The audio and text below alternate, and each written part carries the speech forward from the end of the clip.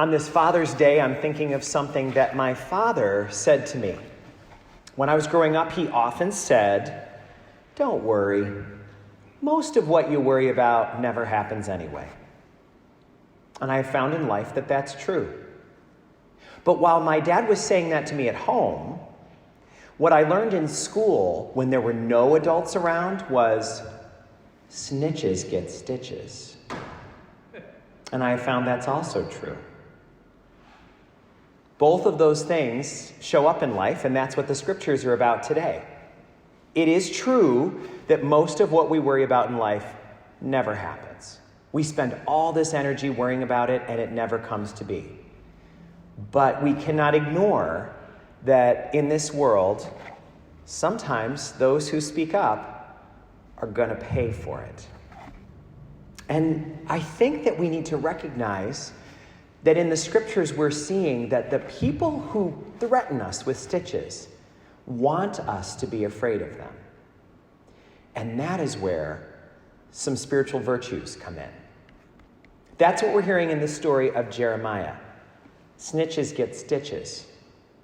He is being attacked by the people he came to serve, people who loved him when he first arrived, people who considered him a friend, but who now are sick of his message. We should back up a little bit so we can all remember the context of this. Jeremiah is one of those prophets who didn't want to be a prophet. He said to God, "Pick somebody else. I'm too young. I don't want to do this. It's going to be too hard." And God kept saying, "No, you can do this. Wherever I send you, you'll be able to go. Whatever I have you say, you'll be able to say." And he said, "But I don't want to do it. It's going to be hard." And God is like, "I want you to follow what I'm asking." And so Jeremiah did give in, but look at where it got him. Today, we move ahead from the day he said yes to God to this moment where everyone is saying, "Let's trap him. Let's take vengeance on him." And he is dealing with the feelings of betrayal.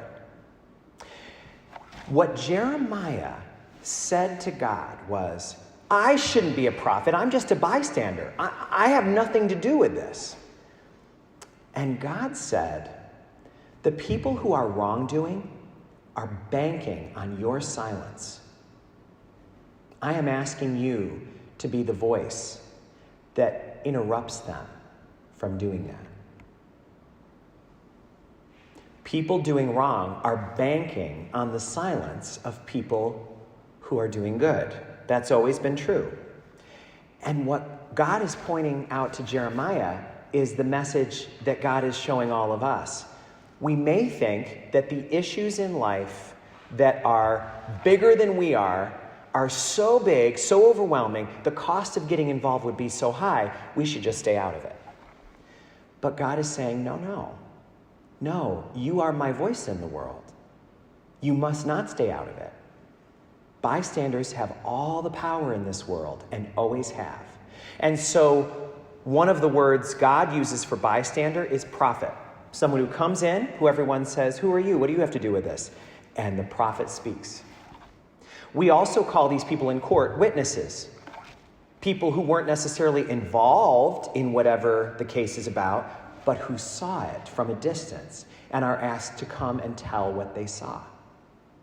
In the business world, we often refer to these people as whistleblowers, the ones who say, "I've seen too much and I have to speak up, even though it's going to cost me my job, it's going to cost me my status, it may change my life. I'll be seen as a snitch, and snitches get stitches." But this has always been true throughout history. The words that Jeremiah was speaking 4,000 years ago are the words that we are being asked to consider today. Do we have what it takes to say out loud what God is whispering to us and nudging us on to say? If we speak up, we may, as the saying goes, get stitches. It might cost us. But the false thought that we have is, by staying silent, we don't have to pay a cost. But that's never true. Once our conscience speaks up, once we hear God nudging us, there is a price to pay. Either doing what we're being asked to do and maybe getting stitches, or not doing it. And the cost of not doing it, the cost of doing nothing, is not nothing.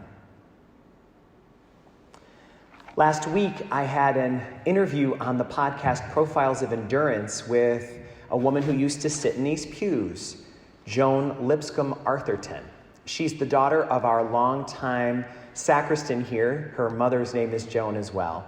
And Joan Marie was in these pews throughout her life, growing up in the 70s and the 80s in Ravenna. She's a beloved member of this community. And she was part of the only Black family in the parish. So I interviewed her in the middle of all that's going on in the world right now to get her response to this. And she's done a lot of thinking about what to do when you're in a situation that is not right, that calls out for some response. And what she said was, whenever you're dealing with someone doing wrong, who's bold about it, who's threatening about it, you're usually dealing with a bully. She said, and the question that I have to ask myself is, what if I speak up? What will happen? What is going to be the outcome of that? What's the worst thing that would happen? It reminded me immediately as she said that of my dad saying, most of what you worry about never happens. Bullies are banking on our silence. That's the only way they can get away with what they're doing. And the cost of doing nothing when we see a bully doing that is not nothing. Anyone who knows what it's like to experience a burning feeling inside of them when their conscience tells them to do something and they don't, we know that that feeling is often worse than stitches. You may have been betrayed by a friend.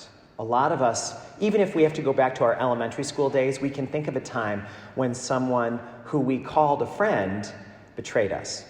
And there's people in our community and out there in our virtual assembly today who have been betrayed by an ex, an unthinkably painful betrayal.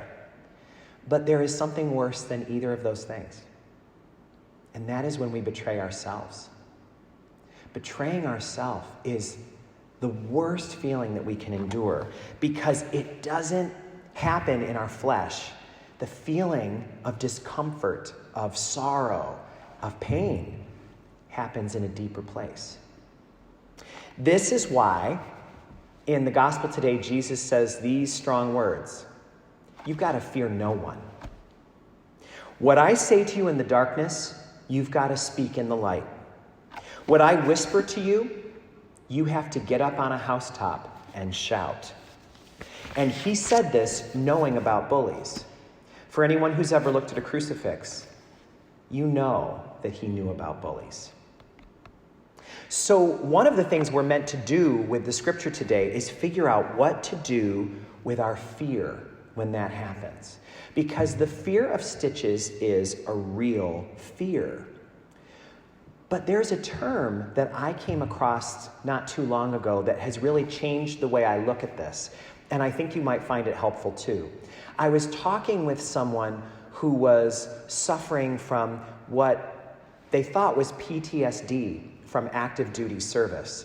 And what they found out after going through some Christian counseling is that he was suffering from what I'd never heard of before, what is called a moral injury.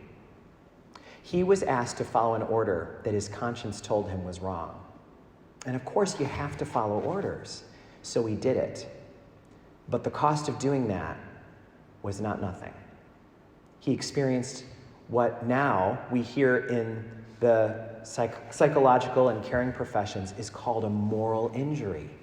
So I think that's a really helpful term because it shows that while you may get stitches from a bully, the injury that you would get on your soul from not being courageous when God is calling you to is going to hurt way more. If you go to bed the first night after getting stitches, Tylenol may take care of the pain enough to let you sleep. But Tylenol doesn't touch a moral injury. So, we are being asked to figure out how to obey our conscience more than our fear. I have a friend who's got a way to do that. She takes the word fear and turns it into an acronym. FEAR. False evidence appearing real. It's an acronym version of what my dad said. Most of what you worry about never happens. Snitches may get stitches, but buddy, you don't want a moral injury. We've got to be willing to obey our conscience and not our fear. So maybe we can have some courage as we go out today and take Jesus' message to heart. Because there is a price to pay if we speak up. But the cost of doing nothing isn't nothing.